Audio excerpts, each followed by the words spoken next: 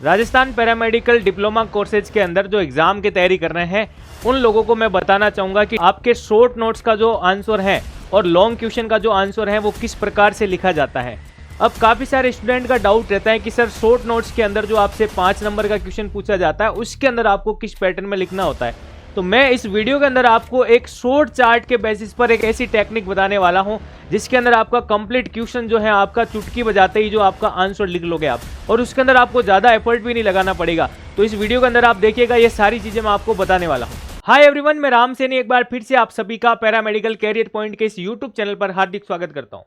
दोस्तों, आज के इस विशेष वीडियो में हम बात करने वाले हैं राजस्थान पैरामेडिकल डिप्लोमा जो मेन और रिमांडेड एग्जाम अभी आपके चल रहे हैं, उसके अलावा मैं बात करूंगा आपके जो आगामी आपके फर्स्ट ईयर के एग्जाम भी होने हैं उसके रिगार्डिंग आपके दो तरह के क्वेश्चन जो आपके एग्जाम में पूछे जाते हैं, जिसमें आपके लॉन्ग क्वेश्चन के बारे में चर्चा करेंगे और आपके जो शॉर्ट नोट्स का क्वेश्चन है उसके बारे में हम जो है चर्चा करने वाले हैं। यहाँ पे मैं आपको दोनों के लिखने का पैटर्न बताने वाला हूं और नई टेक्निक आपको एक ऐसी सिखाने वाला हूं कि शॉर्ट चार्ट के बेसिस पर आप शॉर्ट नोट्स वाले क्वेश्चन को जो है बेहतरीन तरीके से लिख सकते हैं, क्योंकि आपके एग्जाम के अंदर आपके जो है टाइम का इशू हो जाता है। तो इस पैटर्न को अगर आप फॉलो करते हैं तो एग्जाम के अंदर अच्छे मार्क्स लेके आ सकते हैं। मैं दोनों पैटर्न आपको बताने वाला हूं इसी वीडियो के अंदर। उससे पहले आपको मैं बता देता हूं कि ये जो इस वीडियो के अंदर जो आपको चार्ट के बेसिस पर चीजें जो बताने वाला हूं वो आपको हमारे टेलीग्राम चैनल पर मिल जाएगी, इसे आप बिल्कुल ज्वाइन कीजिएगा। इसका लिंक आपको वीडियो के डिस्क्रिप्शन में दे रखा है। और राजस्थान पैरामेडिकल कोर्सेज के अंदर अगर आपके तैयारी के दौरान कोई भी दिक्कत हो रही है दोस्तों, कोई भी डाउट है या इंफॉर्मेशन के रिगार्डिंग, आप इस नंबर पर कॉल करके बिल्कुल आप जो है बात कर सकते हैं या फिर आप व्हाट्सएप नंबर पर मैसेज भी कर सकते हैं। अब हम बात करते हैं दोस्तों आपके शॉर्ट नोट्स क्वेश्चन के बारे में। सबसे पहले मैं आपको शॉर्ट नोट्स का जो क्वेश्चन होता है उसके बारे में जो है बताता हूं। दोस्तों, सबसे बड़ी बात जो है आपके इस क्वेश्चन को करने से पहले ही बता देता हूं कि मैं आपको ज्यादा बड़ी बातें नहीं बता सकता, ठीक है ना, क्योंकि मेरे पास ऐसी डायरेक्ट जो शॉर्ट चीजें भी नहीं है। मैं मेहनत के ऊपर भरोसा करता हूं और आपको भी मेहनत करने के लिए बोलूंगा, क्योंकि जब तक आप अपने फर्स्ट ईयर के 4 सब्जेक्ट हैं, डीएमएलटी में 3 सब्जेक्ट हैं, अगर आप रफ कॉपी लेकर के इस पैटर्न के अंदर आप नहीं लिखोगे तो आपका एग्जाम क्लियर नहीं होगा, क्योंकि सफलता का कोई भी शॉर्ट ट्रिक्स नहीं होती है। लेकिन जो टेक्निक आपको बता रहा हूं, एक डायरेक्शन आपको बता रहा हूं, वो आप फॉलो करके अच्छे मार्क्स लेके आ सकते हो। उसके लिए हम बात करते हैं दोस्तों कि शॉर्ट नोट्स के क्वेश्चन के अंदर सर सबसे पहले ही स्टूडेंट का डाउट रहता है कि सर इसके अंदर क्या क्या लिखना होता है, ठीक है ना, कि इसके अंदर क्या क्या लिखना होता है। जो आपके सारे डाउट हैं वो क्लियर हो जाएंगे कि क्या क्या इसके अंदर आपको लिखना होता है। प्यारे दोस्तों, हम बात करेंगे। फिर आता है कि सर इसमें आप लोगों के ही क्वेश्चन बता रहा हूं मैं कि इसमें सर कितने पेज बढ़ने होते हैं, इसमें आपको कितने पेज बढ़ने होते हैं। आप लोग हमेशा ये क्वेश्चन करते हो कि सर कितने पेज जो है बढ़ने चाहिए शॉर्ट नोट्स वाले में, ठीक है। अगला आता है कि सर यहाँ पे क्या कंप्लीट हमें थ्योरी देनी होगी क्या, कि थ्योरी जो है लिखनी होती है या थ्योरी देनी होती है। दोस्तों, इन सारे क्वेश्चनों के आपके जो है आंसर बता देता हूं कि दोस्तों पेपर जो है आप अटेंड कर रहे हो तो पेज आपके जो है मायने नहीं रखता है। आप लोगों जो डिटेल्स दे रहे हो उस टॉपिक के बारे में वो मायने रखता है कि आप कितनी बढ़िया जो क्वालिटी के साथ में जो है आंसर लिख रहे हैं। और फर्स्ट जो आपका क्वेश्चन का आंसर की फर्स्ट लाइन जो है वो आपकी इंप्रेसिव होनी चाहिए, चाहे उस क्वेश्चन के रिगार्डिंग आपके सबसे बेहतरीन जो है इंप्रेशन साबित करे वहां पे, तो वो होना चाहिए ताकि एग्जामिनर जो कॉपी चेक करा उसको अच्छा लगे कि इस टॉपिक के बारे में आप जो है बढ़िया तरीके से जानते हैं भाई, ठीक है। अब सर यहाँ पे जो है दोस्तों मैं बता देता हूं फिर से आपको कि शॉर्ट नोट्स का क्वेश्चन आपके जो 5 नंबर में पूछा जाता है दोस्तों, और 5 नंबर में कभी कभार आपसे जो है कंप्लीट डिटेल भी पूछ लेता है। अब कंप्लीट डिटेल सर कैसे पूछ लेता है दोस्तों, मैं आपको बताता हूं एक एग्जांपल के बेसिस पर, आपके सारे डाउट क्लियर हो जाएंगे कि शॉर्ट नोट्स के क्वेश्चन के अंदर आपको ए ऑप्शन में सिर्फ और सिर्फ वो इतना लिखते हैं कार्बोहाइड्रेट, ठीक है ना, उन्होंने इतना सा लिख के छोड़ दिया कार्बोहाइड्रेट। बी में लिख के छोड़ दिया मान लीजिए उन्होंने प्रोटीन, ठीक है ना। सी में लिख के, मान लो मैं आपके सारे सब्जेक्ट के बेसिस पर बात कर रहा हूं, मान लीजिए किडनी का पूछ लिया आपसे प्यारे दोस्तों। डी में मान लीजिए उन्होंने आपसे जो है, मैं एनाटॉमी का भी टॉपिक ले लेता हूं, फीमेल रिप्रोडक्शन सिस्टम मान लीजिए, ठीक है। तो सर ऐसे अगर वो शॉर्ट नोट्स में आपको पूरा चीज पूछ लेते हैं, जैसे कि अब आपसे हम यहां पे बात करें दोस्तों कि कार्बोहाइड्रेट लिखा है, इतना नहीं लिखा है कि 5 नंबर में आपको क्या क्या लिखना है, कितना लिखना है, कितने पेज पढ़ना है, ठीक है। अब ये आती है एक स्टूडेंट के ऊपर कि वो 5 नंबर में क्या क्या लिखेगा। दोस्तों सिर्फ और सिर्फ एक छोटी सी चीज बता रहा हूं, हर किसी शॉर्ट नोट्स के अंदर आप इसको फॉलो कर सकते हैं। प्यारे दोस्तों, अगर आप इसको करके भी देखेंगे ना, आपके जब मार्क्स आएंगे तब आपको भरोसा होगा कि हाँ कुछ चीज जो है मैंने नई सीखी है दोस्तों। ठीक है, ये टेक्निक आज से पहले आपको किसी ने नहीं बताई होगी, अगर बताई है तो बिल्कुल आप कमेंट करके बताएं कि सर हाँ बताया। अब प्रोटीन के बारे में आप जो है किस प्रकार से लिखेंगे, किडनी के बारे में किस प्रकार से, या एक पूरा सिस्टम अगर आपको शॉर्ट नोट्स वाले क्वेश्चन में पूछा जा सकता है तो आप कैसे आंसर करेंगे। तो बिल्कुल हम कार्बोहाइड्रेट के बेसिस की बात करते हैं। मैं आपको कार्बोहाइड्रेट के बारे में बताता हूं।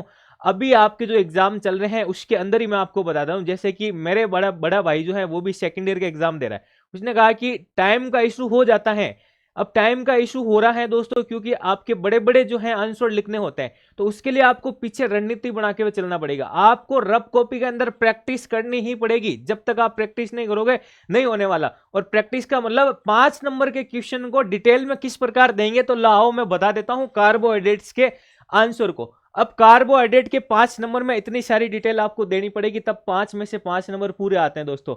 और इसी को अगर आप थ्योरी में देते हैं तो बहुत ज्यादा टाइम लगेगा दोस्तों। और शॉर्ट चार्ट के अंदर शॉर्ट नोट्स के क्वेश्चन को करते हो, एग्जामिनर खुश भी हो जाएगा कि पूरे आरपीएमसी के अंदर आप जो है नई टेक्निक के अंदर आंसर दे रहे हो। भाई इंट्रोडक्शन आपसे पूछा है, आप इसको कह सकते हो मैक्रोमोलिक्यूल होता है। ठीक है, अब देखो कितने पॉइंट दे रहे हैं। 1 आपको मैक्रोमोलिक्यूल दे रहे हैं, सिंपल आपको कार्बोहाइड्रेट के बारे में दे रहे हैं। 3rd हम दे रहे हैं यहाँ पे 4 नंबर पर इसका फॉर्मूला दे रहे हैं। 5 नंबर पर गुड शॉर्टेज बता रहे हैं। 6 नंबर पर मेन फंक्शन बता रहे हैं। 7 नंबर पर हाइड्रोजन और ऑक्सीजन रेशियो। 8 नंबर पर हम केमिकली रूप से ये क्या होते हैं। 9 नंबर पर हम इसके तीनों एलिमेंट्स की बात करें। 10 नंबर पर ये कंपाउंड है। 11 नंबर पर इसके कैलोरीफिक वैल्यू और 12 नंबर पर इसके स्टोरेज का पॉइंट। अगर आप शॉर्ट नोट्स के अंदर इसी को लिखोगे तो 12 लाइनें अलग अलग फिल होगी। और 5 नंबर के क्वेश्चन को आपको बेहतरीन तरीके से देने के लिए 5 चार्ट दे दो दोस्तों, ऐसे ऐसे आपके जो है मार्क्स बेहतरीन तरीके से आ जाएंगे। तो ये तो था इसका इंट्रोडक्शन, ये था इसका फंक्शन प्यारे दोस्तों। और ये आपके इसके क्लासिफिकेशन का एक ही चार्ट में पूरी पूरी चीजें हमने दे दी यहाँ पे। अब आता है कि दोस्तों अगर आपके पास टाइम बचता है दोस्तों, तो आप डाइजेशन को एक चार्ट में समझा सकते हो, आप जो है मेटाबॉलिज्म को एक चार्ट में समझा सकते हो। नहीं भी समझा सको तो इतना सा लिख के डब्बे में बंद कर देना, ठीक है ना, और वहां पे ऊपर 2 स्टार लगा देना। आपका जो है क्वेश्चन बहुत बढ़िया तरीके से होगा।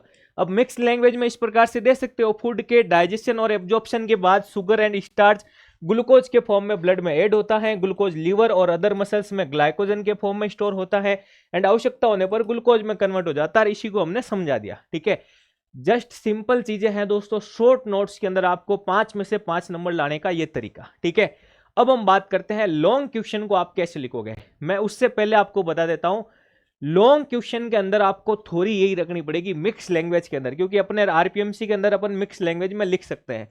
तो ये हम जो है थोड़ी यूज करेंगे उनके प्रोसीजर के अंदर। ठीक है, मान लीजिए हम जो है लॉन्ग क्वेश्चन की जो बात करें प्यारे दोस्तों, यहां पे हम बात करते हैं उस क्वेश्चन के बारे में। मान लीजिए आपको यूरिन एनालिसिस कंप्लीट पूछ लिया, ठीक है ना, यूरिन एनालिसिस आपको कंप्लीट पूछ लिया है दोस्तों, और वो भी 20 नंबर का पूछा है। ठीक है, अब 20 नंबर में स्टूडेंट सोचता है कि सर 9 से 10 पेज तो मुझे बढ़ने ही है।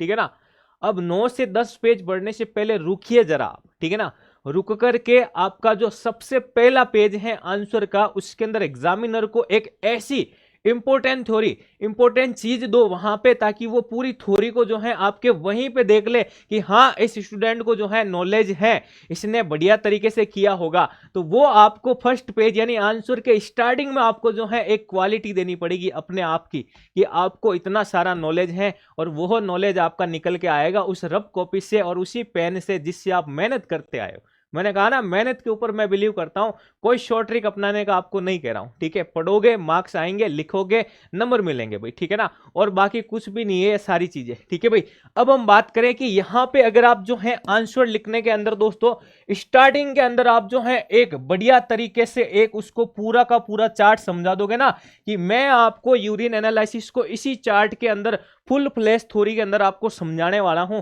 और उसके बाद आप अपनी थ्योरी जो है स्टार्ट कीजिए 20 नंबर वाली।